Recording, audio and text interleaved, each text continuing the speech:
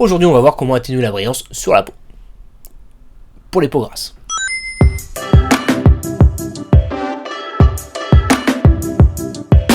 Aujourd'hui, on va voir comment atténuer la brillance sur la peau, tu sais, sur le front, sur le nez, sur le menton. Généralement, on a des excès de sébum. Enfin bon, je vais pas rentrer là-dedans, mais tu sais que on a une peau grasse et avec la lumière, ça fait pas un résultat terrible. Donc là, je vais te montrer tout simplement comment tu vas pouvoir rectifier cela sur ton portrait avec Photoshop. C'est parti. Donc je suis actuellement en train de travailler sur ce portrait. Comme vous pouvez le voir, sur le front et sur le nez, on a une sacrée zone de brillance. Bon, c'est tout à fait normal, hein. J'aurais pu quand même prendre un petit mouchoir et estomper un petit peu. Mais on va dire que j'ai oublié. Ça arrive, donc il n'y a pas de souci. Pour ça, j'ai une petite technique. Ce que je fais habituellement pour retravailler un portrait, je mets en place mon split frequency. Une fois que j'ai mis en place mon développement RAW, je mets en place donc ma séparation fréquente des couches. Et justement, cette étape-là me permet de revoir un petit peu les volumes, revoir un petit peu les différences de tonalité. Et justement, les brillances, je vais pouvoir les estomper avec le pinceau, pas le pinceau normal, mais le pinceau mélangeur. Je vous en ai déjà parlé dans plusieurs tutos, hein. Je vais pas donc revenir sur cette technique, j'y reviendrai dans une grosse formation un peu plus tard. Vous pourrez la retrouver donc sur le site laretouchephoto.com.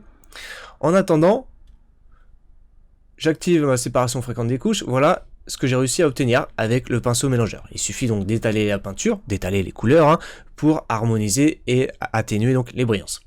Mais vous voyez que le résultat est encore c'est pas encore ça, et je considère donc qu'il faut aller un peu plus loin.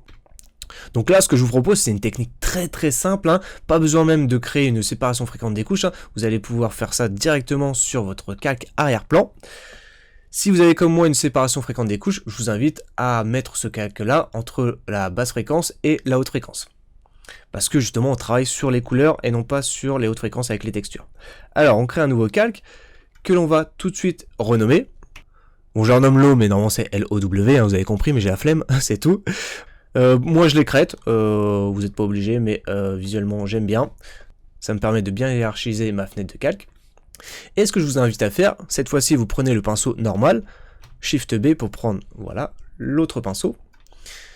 Et ce qu'on va faire, c'est on va tout simplement peindre, donc désactiver la haute fréquence, si vous en avez une. On va venir sélectionner une couleur avec la pipette. Voilà, je viens bien sûr pas sélectionner une couleur dans les fréquences. Nous, on a besoin ici d'assombrir. D'ailleurs, on va pas laisser le calque en mode normal, mais on va le basculer en mode obscurcir. Voilà. Je viens donc sélectionner une couleur. Je peins avec un pinceau doux, dureté 0%, opacité très légère 5 ou 10%. Et ce qu'on va faire maintenant, c'est tout simplement sélectionner une couleur avec Alt. Voilà. J'échantillonne. Je viens bien sûr échantillonner une couleur, pas dans les hautes lumières, mais plutôt dans les moyennes. Hop. Et je peins délicatement, doucement, surtout je prends mon temps. Et à chaque fois que je me déplace, je viens sélectionner une couleur juste à côté. Je viens peindre donc sur mes hautes lumières pour atténuer les brillances. J'échantillonne et je peins doucement. On évite donc les accidents de tonalité aussi, le travail qu'on peut faire sur les hautes fréquences. Là, je considère que si on a bien travaillé sur sa basse fréquence et qu'on n'a pas un gros flou gaussien qui vient donc aplatir son image, on va venir donc encore travailler sur les petits volumes de notre portrait, sur notre basse fréquence. On échantillonne et on sélectionne une couleur. N'hésitez pas à échantillonner plusieurs fois, on est quand même à 10%, hein, mais je vous invite quand même à échantillonner plusieurs fois pour avoir un rendu, on va dire, plus réaliste, si possible. Voilà, on va faire la même chose sur le nez, on désactive, hop, on se remet sur Low Bright, on sélectionne une couleur et on peint doucement. Hop, on va dire que j'ai mis une première couche avec une première couleur à 10%, je sélectionne une autre couleur, je remets une deuxième couche. Essayez tout simplement de compter le nombre de fois où vous passez avec votre pinceau pour savoir à peu près le nombre de couches, savoir à peu près où vous en êtes en termes d'opacité. Donc là j'ai mis 2 coups de pinceau.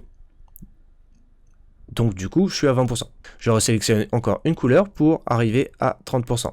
Et je pense qu'on est plutôt bien. Enfin, j'espère. On réactive nos calques pour voir un petit peu ce que ça donne. Donc moi, ce que je vous invite à faire, étant donné qu'on a beaucoup trop d'informations sur notre fréquence maintenant, on se met sur les hautes fréquences, on crée un nouveau calque que j'écrète moi parce que visuellement, je trouve que ça fonctionne bien. Hop, je le renomme Eye.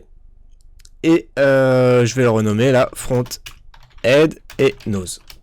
Je vais venir prendre le lasso pour aller super vite. Je vais par contre me mettre un contour progressif aux alentours de 50 pixels pour avoir des transitions plus douces. Et je vais venir sélectionner la zone de brillance. Voilà, comme ceci. Hop, hop, hop, hop. Voilà, donc j'ai un contour progressif à 50 pixels, donc vous voyez que c'est un petit peu trop, j'ai perdu mes contours sympathiques. Donc je vais plutôt me mettre à 20 pixels et recommencer. Clac, clac, clac, clac, clac, clac, clac. Hop, hop, hop, hop, hop. Voilà, c'est mieux. Ce que je vais faire, du coup, on a besoin d'un gris moyen. Donc le gris moyen, il est à 80, 80, 80, ou alors la référence 128, 128, 128 sur les RVB. Je clique sur OK. Et majuscule F5, je remplis. Couleur du premier plan, c'est ma couleur ici sélectionnée, le gris moyen. Je clique sur OK pour enregistrer, pour appliquer du moins. CTRL D pour désélectionner. Donc là, on voit bien que j'ai perdu la totalité de ma texture, c'est tout à fait normal. Il suffit tout simplement de revenir sur opacité et descendre avec Shift et flèche du bas. Hop. Voilà, je retrouve un petit peu de texture et un effet quand même plus réaliste, on va dire, qui se rapproche de la peau à côté, qui est moins exposée, moins brillante. Donc là je suis à 60%, je pense qu'on sera pas mal aux alentours de 50%, 40%. Hop, 50% c'est pas mal. Et je dézoome. Et on peut faire donc la même chose maintenant sur le nez. Raccourci L, je prends le lasso, je sélectionne ma zone. Alors, ici, ça va pas. On va se remettre sur 5 pixels. Voilà, essayer de prendre un petit peu plus donc pour déborder et avoir donc une belle transition. Majuscule F5 pour ceux qui ne savent pas, c'est édition remplir. Couleur du premier plan, toujours pareil. Voilà. Et du coup, il n'y a pas besoin de revoir l'opacité, c'est déjà fait. Je fais un CTRL D pour désélectionner. Voilà. Et vous pouvez bien sûr rajouter un masque de fusion si vous avez besoin pour estomper un petit peu. Vous prenez le pinceau, raccourci B, ça va peut-être un petit peu vite pour certains, mais on va dire que c'est un tuto pour ceux qui sont un petit peu avancés quand même. Voilà. En termes d'exigence, on n'est pas sur du débutant, en toute honnêteté, je pense. Voilà, pareil sur le nez.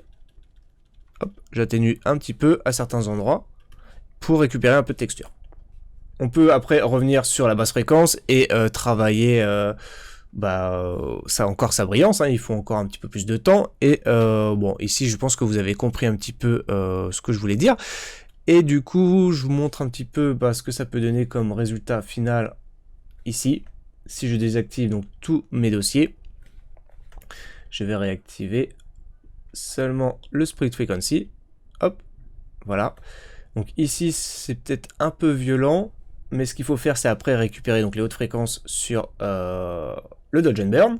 Il y a des techniques sympathiques là aussi, mais je vous montrerai ça une prochaine fois. Hop. Voilà, donc ce que j'ai fait, vous voyez que j'ai fait plusieurs calques en haute fréquence et en basse fréquence. Ici, pareil, j'ai travaillé avec un calque Highlight Front Head Nose. Si je désactive, voilà. Vous voyez que j'ai une sacrée brillance sur le nez, même plus violente que la précédente photo. Et je l'ai travaillé donc en mode obscurcir avec une opacité à 100%. Donc j'ai pris un peu plus de temps, réactiver le Dodge and Burn, voilà, le contraste, la teinte de la peau et voilà. Donc comme vous pouvez le voir, la brillance, il y a moyen de l'enlever correctement tout en conservant quand même du grain de peau.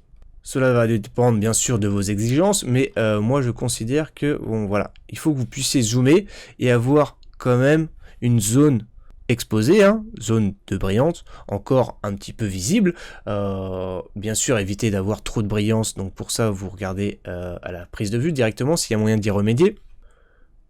Et je pense qu'on a quand même bien atténué la brillance. Il y en a encore un petit peu, mais moi, ça me convient. Voilà.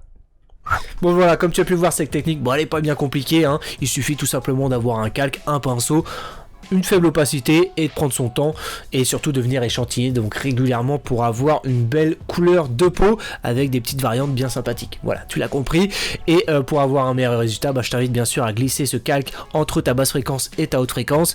Et une fois que tu as réglé donc ta basse fréquence, tu viens donc peaufiner ta haute fréquence pour avoir un meilleur résultat. Tu crées un nouveau calque et tu peins en gris moyen dessus à faible opacité. Tu viens même baisser l'opacité de ton calque direct pour encore avoir un effet plus doux. Voilà, c'est tout. Et si possible, hein, t'évites de te faire chier en retouche et tu règles ça directement à la prise de vue. J'espère que t'as aimé cette vidéo. Dans ce cas, tu me pètes juste en dessous la barre de like et tu la partages avec les intéressés. Si tu veux m'en dire un petit peu plus sur ta technique, je t'invite à revenir dans les commentaires. Ou alors, tu peux tout simplement me dire ce que toi tu penses de cette technique. Voilà. Je t'invite donc à partager la vidéo, à la liker, surtout à t'abonner à la chaîne si c'est pas déjà fait. Si tu cherches du dur, du gros hein, pour te former en retouche photo, je t'invite à cliquer dans la description, il y a pas mal d'informations, on en reparle en coulisses. Voilà, et on se retrouve la prochaine fois pour une nouvelle vidéo. Ciao et bonne retouche.